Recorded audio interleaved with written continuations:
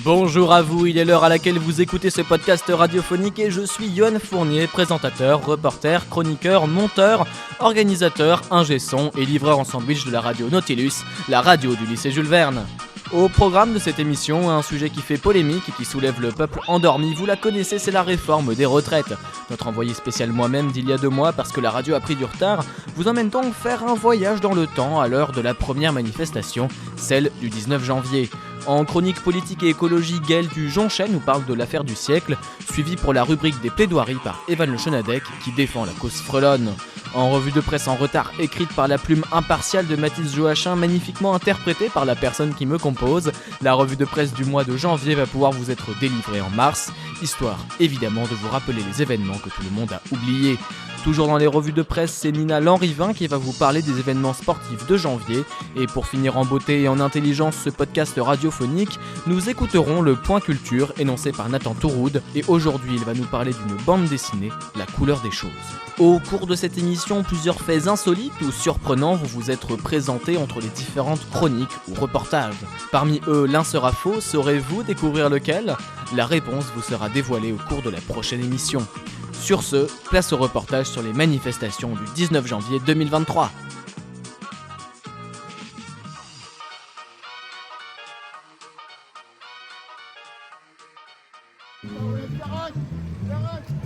Bien, nous sommes dans la manifestation qui s'étend apparemment jusqu'à Commerce.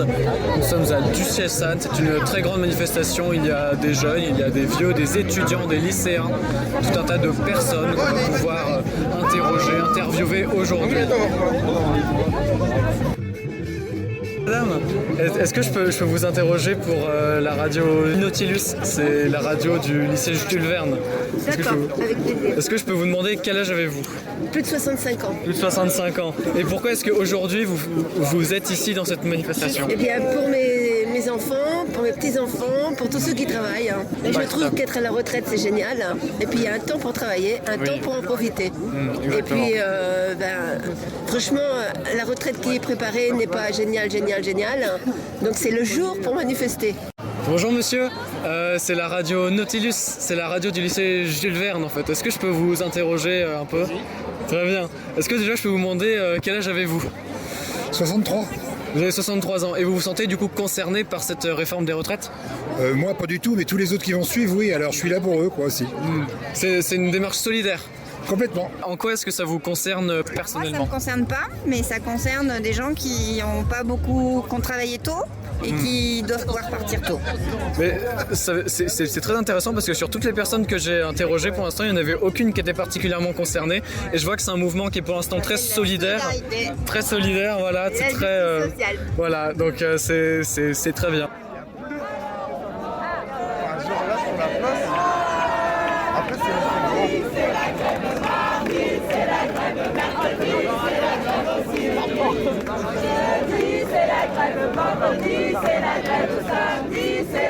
Est-ce que je peux lui demander elle pourquoi elle est là? Bonjour. Bonjour monsieur, c'est Radio Nautilus, la radio du lycée Jules Verne. Vous organisez un peu la manifestation? Oui, moi je suis service d'ordre. Pour l'instant, tout se passe bien, donc une grosse manifestation. Ouais, il y a vraiment beaucoup de monde aujourd'hui, c'était attendu autant de personnes comme ça? Autant de personnes, je ne pense pas, mais donc quand même sûrement, que ce soit toutes les générations confondues, toutes les organisations syndicales confondues, à présent, donc il y a du monde qui défile à Nantes, et j'ai fait 9 manifestations en 2010, et vous savez, donc par rapport, j'ai pas vu donc autant de monde il y a qu'aujourd'hui. Dans le déchet industriel, chez Veolia. Et aujourd'hui, donc, la CGT représente beaucoup ce mouvement, cette manifestation. Bah écoute, oui, tu regardes les drapeaux autour de toi, il y a de la CGT, il y a un peu... Là, on est tous les syndicats là-bas. Est-ce que vous pensez que cette manifestation autour de cette réforme, ça peut être un moment pour que la CGT reprenne un peu de l'importance? Bon, je sais pas si ça prendra de l'importance, mais au moins on est tous concernés, donc il n'y a pas forcément que la CGT, hein, c'est tout le monde. Hein. Et la CGT, oui, alors après en force, forcément. Hein. C'est une union de tous les partis gauche. Ah bah oui, là ça rejoint tout le monde, là. On est tous concernés pour les retraites. Hein. On va se battre pour ça. Et est-ce que par exemple vous seriez prêt à vous allier aussi avec des partis, ou des syndicats plus de droite qui peuvent aussi être concernés? Non, je suis CGT, je suis CGT. Je reste CGT, je suis camarade CGT. Macron, c'est plus d'exploitation. On fera pas plus pour nos pattes. C'est surtout des mouvements de gauche aujourd'hui où il y a aussi un peu de la droite ou autre chose? Il y a un peu tout le monde, hein, donc il y a des gens qui sont pris un peu de par leur prêt à partir en retraite ou des affaires comme ça, et puis on leur tombe dessus comme ça, donc je pense qu'il y a un peu de toutes les corporations, tout confondu, je dis bien, hein, donc pas de problème, donc y compris des jeunes. Y compris des jeunes, exactement. Voilà. Donc c'est une bonne manifestation aujourd'hui. Oh, une grosse manifestation. Une grosse, je dirais. Très bien. Ce qui est important à remarquer, c'est que malgré la pluie, malgré le fait que tout le monde soit mouillé, aujourd'hui, on est plus de 10 000, je pense. De 20 000, 30 000 peut-être.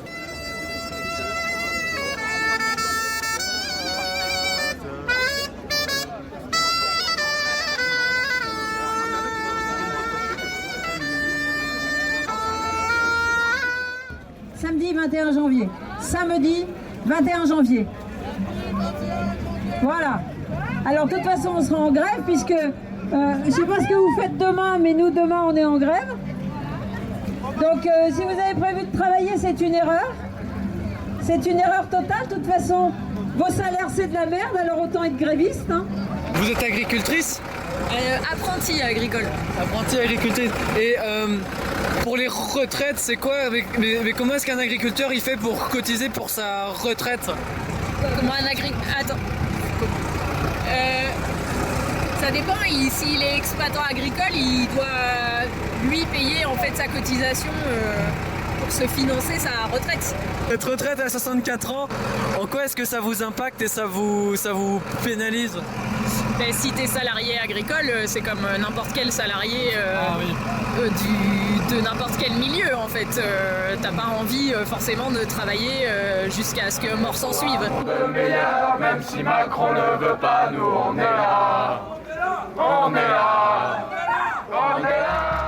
Donc du coup, tu me posais la question à savoir si tous les syndicats étaient alliés aujourd'hui. Oui, parce que c'est un combat commun, ça concerne tout le monde, tous les salariés. Donc je pense que les histoires de syndicats, de divergence d'opinion sur certains points, là aujourd'hui c'est pas le cas, c'est plutôt la convergence pour une lutte en cohésion sur une réforme qui est inadmissible aujourd'hui.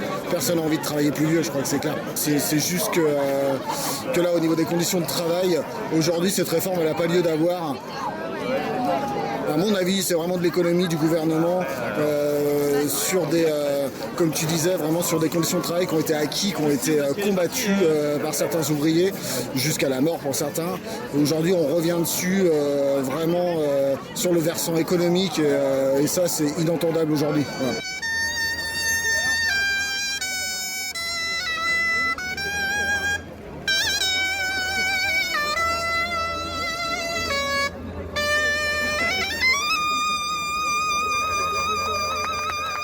Bonjour, vous êtes Union Pirate, est-ce que vous pouvez vous présenter très vite fait?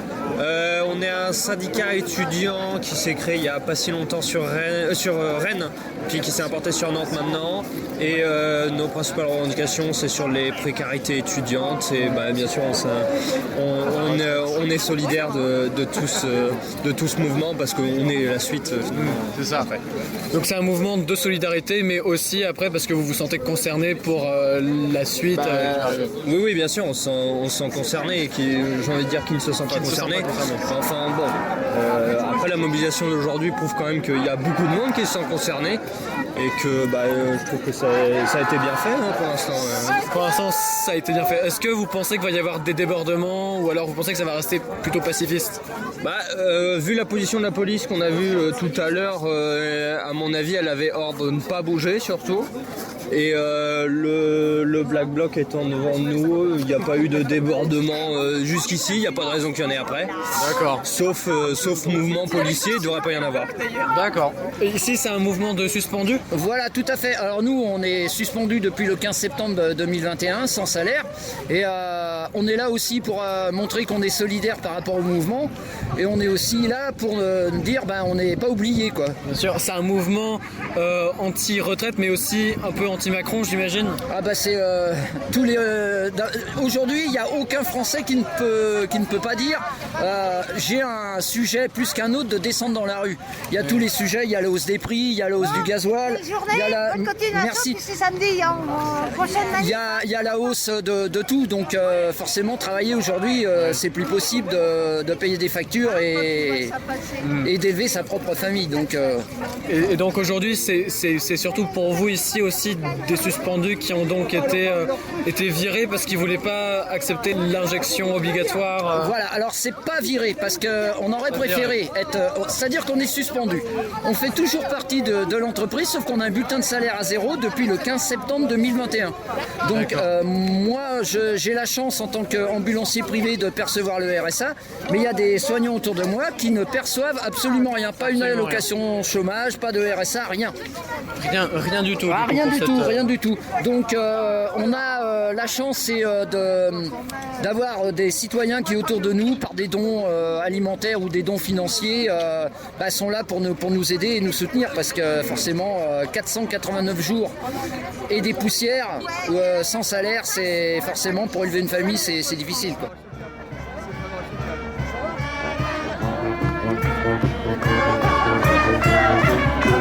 Je tiens à signaler que ce reportage était garanti initialement sans prise de parti et devait inclure une sorte de débat indirect à la fin de l'émission dans l'optique de représenter les arguments de chacun pour ou contre la réforme. Pour cela, j'avais décidé de contacter une députée locale du parti La République En Marche qui avait notamment, lors d'interviews ou de déclarations publiques, appuyé sur la nécessité, comme elle disait, d'une meilleure pédagogie de la réforme et d'un meilleur contact avec la population, qui passe évidemment, selon moi, par une pédagogie dans les lycées ou les collèges, si elle souhaite faire entendre son propos.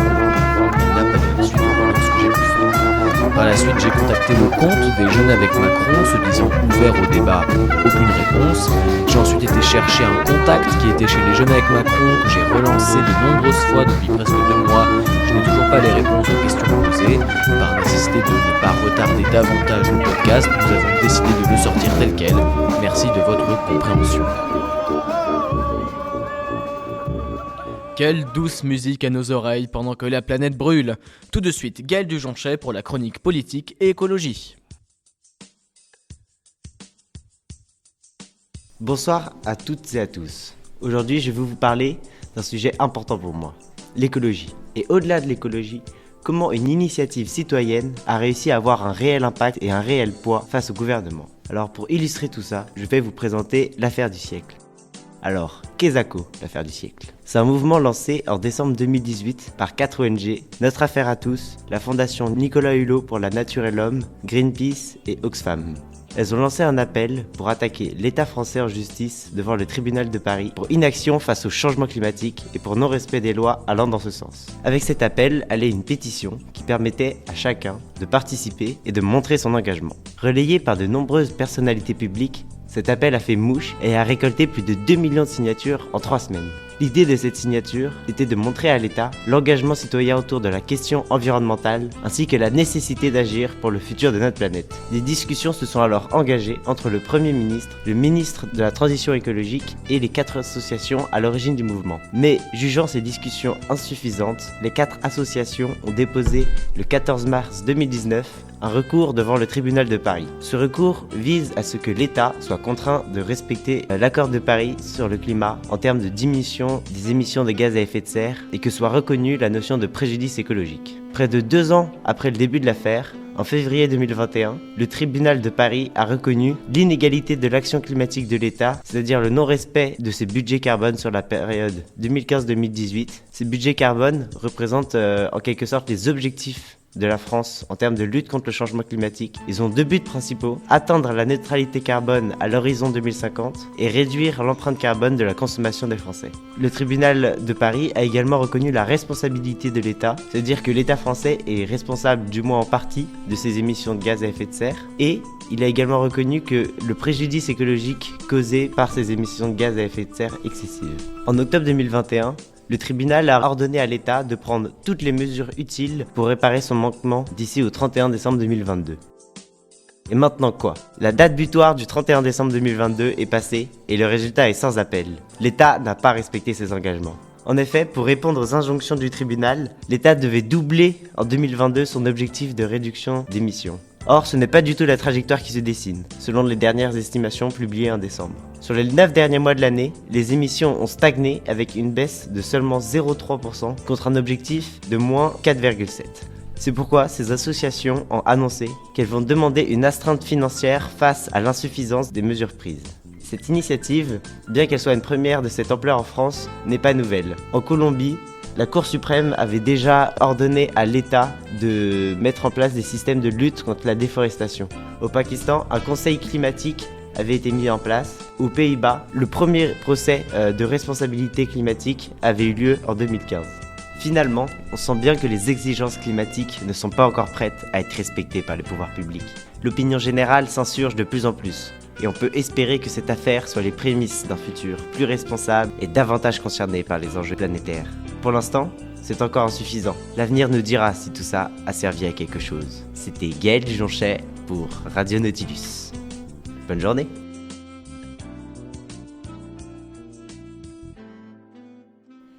Aïe aïe aïe, le monde va mal, mais ne vous inquiétez pas. Si vous vous sentez coupable ou responsable de quelque chose, n'oubliez pas qu'il y aura toujours quelqu'un pour prendre votre défense. Tout de suite, la plaidoirie d'Evan Le Chenadec.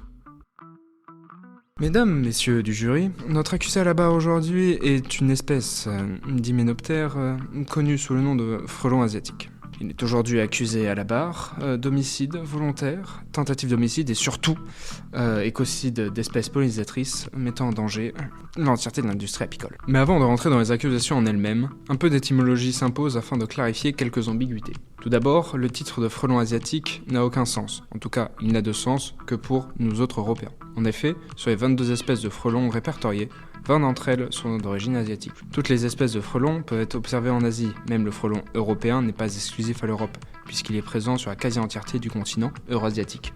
En fait, celui qu'on appelle frelon asiatique dans nos contrées, de son vrai nom frelon à pattes jaunes, ou Vespa velutina, est une espèce de frelon très commune en Asie. Pour être plus précis, c'est le Vespa velutina nigritorax qui est arrivé dans nos vertes contrées il y a bien longtemps, dans un temps reculé qu'on appelle les années 2000, enfin surtout 2005. C'était il y a bien longtemps, à l'époque où Chirac était encore président, et surtout où Jiang Zemin a fait rentrer la Chine dans l'Organisation mondiale du commerce, ce qui a permis à certaines villes de la côte, comme Shanghai, à devenir certains des ports les plus importants du monde grâce à l'afflux massif de porte-conteneurs occidentaux faisant l'aller-retour entre l'Occident et la Chine. Et là vous allez me dire, pourquoi tant d'histoire économique alors qu'on parle d'entomologie ? Eh bien, il se trouve qu'un jour, une reine frelon s'est sans doute égarée et s'est retrouvée dans un conteneur en direction Bordeaux. Selon les chercheurs, c'est en effet comme cela que le frelon est arrivé dans le sud-ouest de la France, et de là d'où il a colonisé toute l'Europe. L'erreur fondamentale, messieurs dames du jury, peut arriver à tout le monde. Enfin, je veux dire, tout le monde s'est déjà trompé par erreur et rentré dans le mauvais tram. Y a-t-il tant de différence entre un bus de la TBM et un porte-conteneur intercontinental ? Mais trêve d'étymologie entomologique. Retournons à nos chefs d'accusation. En effet, mon client est accusé de multiples tentatives d'homicide et de meurtre. En effet, le frelon à pattes jaunes a la réputation d'avoir une piqûre extrêmement douloureuse, voire même mortelle, si elle se produit dans les muqueuses comme la bouche. Alors, il est vrai que la piqûre de Vespa velutina peut être mortelle, mais à la condition bien précise d'être allergique au venin de mon client. Et fort heureusement, c'est une allergie rare où la désensibilisation est disponible et de manière générale est relativement rare. En effet, par exemple, aux États-Unis, la CDC enregistre en moyenne 60 morts par an, alors qu'en théorie, entre 15 et 25% de la population disposerait de cette allergie. Cela est dû à plusieurs facteurs. Déjà, les patients hypersensibles au venin ne doivent jamais sortir de chez eux sans épipène ou l'équivalent, c'est-à-dire un dispositif auto-injecteur d'adrénaline intramusculaire en cas de fort choc anaphylactique. En français, c'est le truc que les gens qui sont fortement allergiques à quelque chose ont en cas de crise majeure d'allergie. C'est des petits tubes en plastique. C'est vrai qu'il y a des cas de mort très rares où une personne non allergique vient à mourir suite à des piqûres à répétition, mais aucun de ces cas n'impliquait mon client, mais son cousin géant du Japon. Et surtout, ces cas étaient des attaques en groupe qui sont encore plus rares.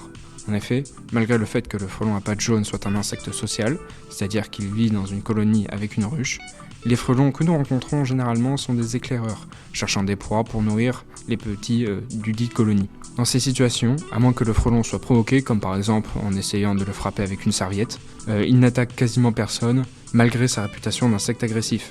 Il est communément accepté que le frelon à pattes jaunes n'est pas plus agressif qu'une guêpe. Même les espèces de frelons les plus dangereuses, comme celles de l'espèce Mandarina, c'est-à-dire les frelons géants, n'attaqueront jamais si elles ne sont pas provoquées et que vous n'essayez pas de détruire le nid évidemment. En somme, Vespa velutina n'attaquera qu'en cas de légitime défense, et ces attaques sont tout de moins douloureuses et quasiment jamais mortelles, à moins d'être prédisposées. Mais ce n'est pas la charge principale qui pose sur les épaules de mon client à pattes jaunes. En effet, Vespa velutina est suspecté d'être responsable, ou tout du moins collaborateur, de la disparition des abeilles. En effet, le frelon asiatique a la réputation d'être le faucon des insectes, attaquant tout ce qui bouge, et surtout les pauvres petites abeilles sans défense. Alors il est vrai que le genre de frelons, en général, sont des espèces insectivores, qui prédatent d'autres insectes pour se nourrir eux-mêmes et leur communauté. Mais dans le cas de Vespa velutina, c'est plus compliqué. Les chercheurs le décrivent plus comme une espèce opportuniste, qui chasse et se nourrit des insectes qu'il trouve. D'où le fait que la majorité de ses proies soient des insectes pollinisateurs. Le frelon à pattes jaunes n'est pas plus friand d'abeilles que son cousin européen. Par contre, le problème avec Vespa velutina, c'est qu'il est en compétition avec le frelon européen pour une niche écologique très précise. Et la raison pour laquelle il est sur la liste des espèces nuisibles des pays occidentaux est plus par peur qu'ils finissent par éliminer Vespa crabo, notre frelon européen, en étant plus compétitif. Pas vraiment par peur pour les abeilles communes, Apis mellifera, celles qu'on élève pour faire du miel. Sur ce sujet des abeilles, il ne faut pas non plus les caractériser comme des petits insectes sauvages sans défense qui se font massacrer dès qu'elles sortent d'une ruche, plus les voir comme des gros moutons dans un champ qui se font parfois attaquer par des loups. Enfin, si les moutons faisaient du miel et que le loup était arrivé en France par accident à cause de la mondialisation, et si le mouton était capable de tuer un loup isolé en lui sautant dessus. Car oui, il ne faut pas croire non plus que l'évolution a laissé les abeilles sans défense. La nature est une course à armement constante après tout. En fait, si un frelon éclaireur vient à s'aventurer dans la ruche, dès qu'il est repéré par les gardes, des dizaines d'ouvrières vont lui sauter dessus et vont ouvrir leurs ailes pour faire monter la température. Car les frelons résistent beaucoup moins bien à la chaleur que les abeilles et finissent donc par les tuer en le surchauffant. C'est une technique que les abeilles ont apprise avec les frelons européens et elle semble relativement bien fonctionner sur les frelons à pattes jaunes. C'est d'ailleurs la raison pour laquelle les abeilles nord-américaines ont plus souffert de l'arrivée des frelons dans leur contrée, puisqu'elles n'avaient pas de prédateurs naturels avant ça. Et là j'entends, oui, mais la disparition des pollinisateurs, manque de pollinisateurs pour les plantes à fleurs, un tiers de ce que nous mangeons est issu de la pollinisation. Alors, c'est un vrai problème dont mon client n'a pas grand chose à voir là-dedans. Bien que par son régime, il peut faire descendre la quantité d'insectes pollinisateurs, il en est loin d'être la cause principale.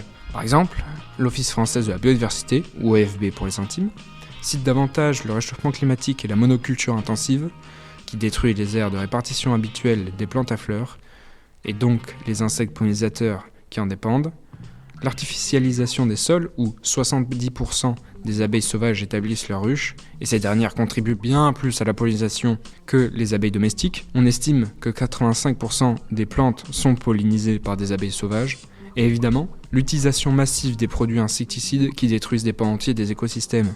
En somme, bien que le frelon à pattes jaunes soit un problème écologique et pourrait contribuer au déclin démographique de certains insectes pollinisateurs, il en est loin d'en être la cause principale. C'est plutôt les activités humaines qui sont à blâmer. Je terminerai donc ma plaidoirie en demandant à la Cour de transférer les charges d'homicide et d'écocide envers mon client envers une charge de concurrence déloyale. Aviez-vous remarqué ? Il n'existe qu'un seul pays entre la Finlande et la Corée du Nord. Étonnant, n'est-ce pas ? Tout de suite, la revue de presse de Mathis Joachim. Bonjour à tous et bienvenue dans cette revue de presse du mois de janvier 2023. Cette revue de presse est classée géographiquement et non chronologiquement et se centre sur les événements marquants de ce mois de janvier. Au Brésil. L'année 2023 a commencé sur une première polémique au Brésil. Suite à la victoire de Lula au présidentiel en octobre, son investiture a eu lieu le 2 janvier. Cependant, l'ex-président brésilien Jair Bolsonaro n'a pas voulu remettre l'écharpe présidentielle à son successeur, malgré la tradition brésilienne. C'est la première fois depuis 1985 qu'un président sortant refuse de participer à l'investiture du nouveau président. Bolsonaro explique ce choix car selon lui les élections auraient été truquées. 6 jours après cette investiture, les partisans de Bolsonaro ont envahi le Congrès brésilien afin d'exprimer leur refus face à cette élection. Il n'est pas encore prouvé que l'ancien président soit à l'origine de cette manifestation et le New York Times insiste fortement sur la ressemblance entre cet événement et ce qu'il s'est passé il y a exactement 2 ans, le 6 janvier 2021, lorsque des partisans de Trump ont pris d'assaut le Capitole, remettant eux aussi en cause le résultat des élections. Selon le Washington Post, ces assauts illustrent le fléau grandissant que représentent les agitateurs d'extrême droite dans les démocraties occidentales. En Ukraine maintenant, dans la nuit du passage de la nouvelle année, une frappe ukrainienne a touché un groupe de soldats russes, faisant 89 morts selon la Russie et 400 selon l'Ukraine. Les autorités russes affirment que les soldats ont été repérés à cause d'une utilisation massive de leurs téléphones portables, alors que ceux-ci sont interdits. Le mois de janvier a également été marqué par de nouvelles aides internationales en faveur de l'Ukraine, notamment des aides financières et militaires de l'Allemagne, du Royaume-Uni, de la France et des États-Unis. En Chine, le Covid-19 semble repartir ce mois-ci. En effet, on assiste à une hausse inquiétante du nombre de décès, environ 60 000 décès entre mi-décembre et mi-janvier, selon la Chine. Cependant, selon l'OMS, ce nombre pourrait être sous-estimé du fait d'une définition différée des morts du Covid en Chine. Cette augmentation importante remet en cause la politique du gouvernement chinois qui a brutalement mis fin à sa politique zéro Covid en place depuis près de 3 ans. Cet arrêt de politique stricte s'est fait en réaction à une exaspération générale de la population chinoise.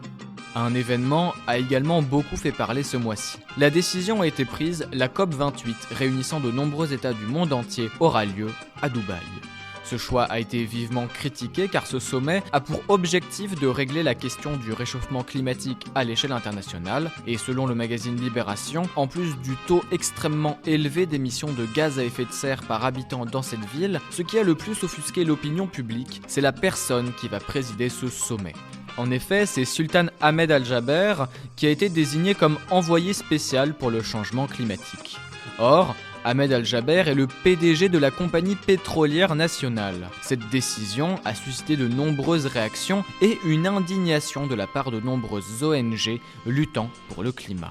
L'organisation Climate Action Network International critique notamment le fait que de nombreux lobbies pétroliers ralentissent chaque année les mesures prises par les États. Donc, pour certains, les décisions prises en 2023 risqueront d'être minimes. Aux États-Unis, l'arrestation violente d'un jeune Afro-Américain a causé sa mort. La scène a été enregistrée par une caméra de surveillance et l'on voit 5 policiers frapper le jeune homme alors qu'il est au sol. Cette vidéo, rappelant la mort de George Floyd, lui aussi tué par les policiers durant son arrestation, a évidemment choqué énormément. L'unité a été démantelée et les policiers ont été arrêtés pour meurtre. Les 5 ont payé leur caution et ont été libérés. Enfin en France, après avoir eu des propos jugés irrespectueux à l'encontre de l'ancien footballeur français Zinedine Zidane, le président de la FFF Noël Le Graët s'est retrouvé au centre d'une polémique. En effet, il était accusé d'harcèlement sexuel et ses propos envers Zidane ont remis ces accusations sur le devant de la scène et de nouveaux témoignages sont apparus. Il a finalement été mis en retrait de la FFF, cependant cette mise en retrait ne veut pas forcément dire que Le Graët va devoir démissionner, cette décision n'étant que provisoire. Lors de ses vœux présidentiels, Emmanuel Macron a affirmé que l'année 2023 sera l'année de la réforme des retraites et cette réforme prévoit principalement un report de l'âge légal de départ à la retraite à 64 ans à partir de 2030 et 43 ans de cotisation nécessaires à partir de 2027. Le projet a donc été présenté par le gouvernement le 10 janvier, ce qui a suscité une vague de manifestations et de grèves dans toute la France. Jeudi 19 janvier a été le jour le plus important, organisé par 8 syndicats, ce sont au total 1,2 million de Français qui ont manifesté ce jour-là. Le 31 janvier, un nouveau rassemblement a eu lieu encore plus important que le précédent et ce serait au total 1,272 million de personnes qui auraient participé aux manifestations dans toute la France. Le projet est très peu soutenu à l'Assemblée nationale. Selon Laurent Berger, patron de la CFDT, cette opposition serait chez certains partis plus un moyen de protestation contre le gouvernement actuel qu'un réel intérêt pour les travailleurs. Quelle liste démoralisante! En attendant, saviez-vous que statistiquement, il y a 2 fois plus de chances de mourir écrasé par un astéroïde que tué par un requin ? C'est surprenant. Maintenant, la revue de presse sportive.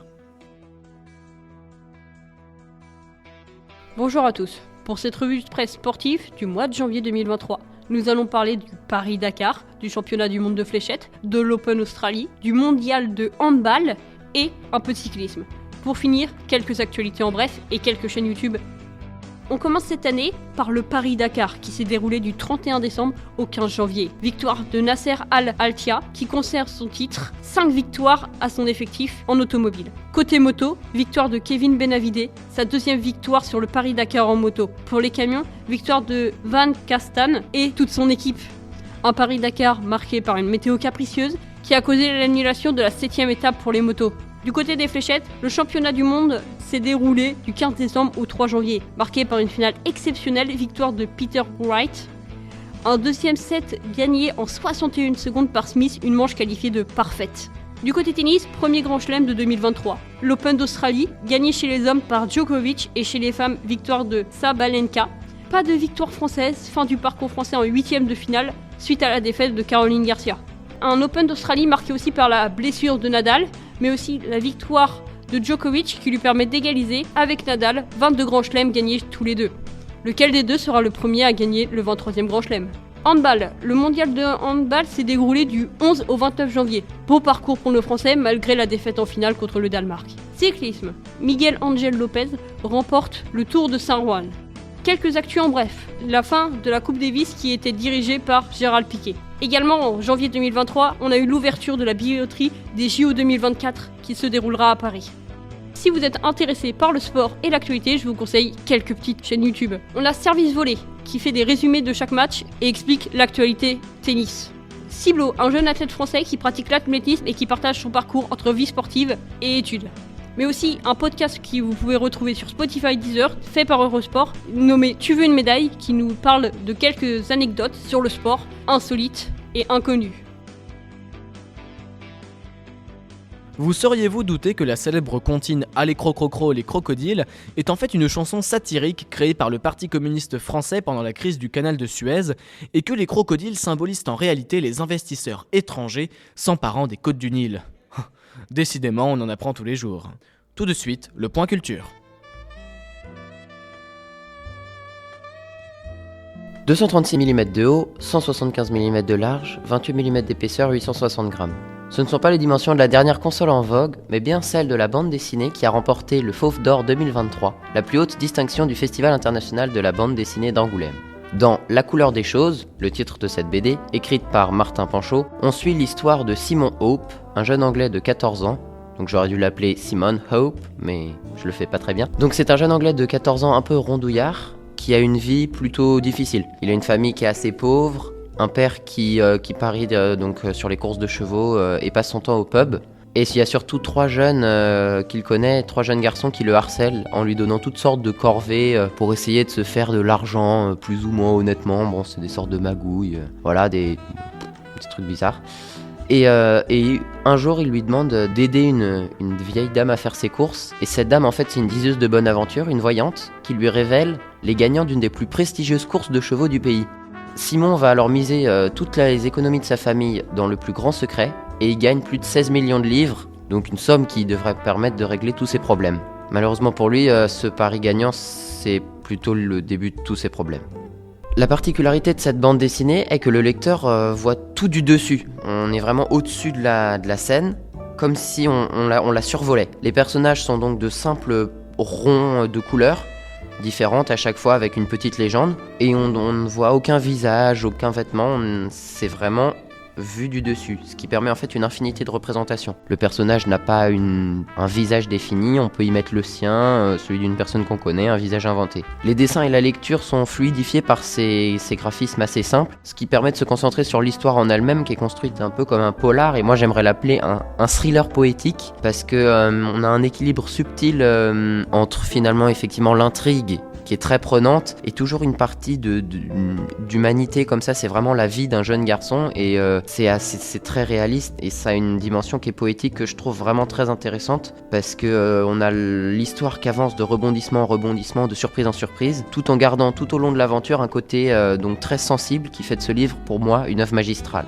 Sincèrement, moi j'ai trouvé le suspense haletant, les personnages sont si attachants que j'ai vraiment pas réussi à le lâcher, c'est-à-dire que je l'ai commencé au moment où on me l'a offert, je me suis dit je vais le lire comme ça rapidement, je l'ai pas lâché de la soirée et je l'ai fini en 3 heures max, entre le moment où j'ai lu la première page et le moment où j'ai lu la dernière. Donc pour moi la BD mérite le prix qu'elle a reçu, et si je dois finir par une chose, moi je dirais que malgré la simplicité apparente des dessins, donc de cette vue du dessus, l'auteur il a quand même un souci du détail où il rajoute toujours, on a la vue de la scène du dessus, donc on voit ce qu'il y a sur la table, on voit ce qu'il y a dans la pièce, et ce souci du détail avec aussi des zooms sur les pièces importantes, c'est-à-dire si le personnage au début il porte un gâteau, on a le zoom sur le gâteau, ce souci du détail qu'a l'auteur, je trouve que ça fait que rien n'est laissé au hasard, et la lecture n'en est finalement que plus plaisante. Et c'est déjà fini pour ce premier podcast radiophonique de la radio Nautilus. Avant de partir, une dernière petite anecdote. Saviez-vous qu'il y a plus de personnes dans la région Nouvelle-Aquitaine que dans toute la Norvège ? On ne le croirait pas comme ça. Radio Nautilus, c'est déjà terminé, mais ne vous inquiétez pas, nous reviendrons. Et plus en avance, je l'espère. Je rappelle que nos podcasts sont disponibles sur YouTube, Instagram, Spotify, Deezer, ainsi que sur le site du lycée Jules Verne. Pour nous poser des questions, nous conseiller ou savoir comment adhérer au club, contactez-nous par notre Instagram, Radio Nautilus. C'était Gaël Dujonchet, Lial Garcia, Mathis Joachim, Evan Le Chenadec, Nathan Touroud, Nina Lanrivin ainsi que moi-même sur Radio Nautilus.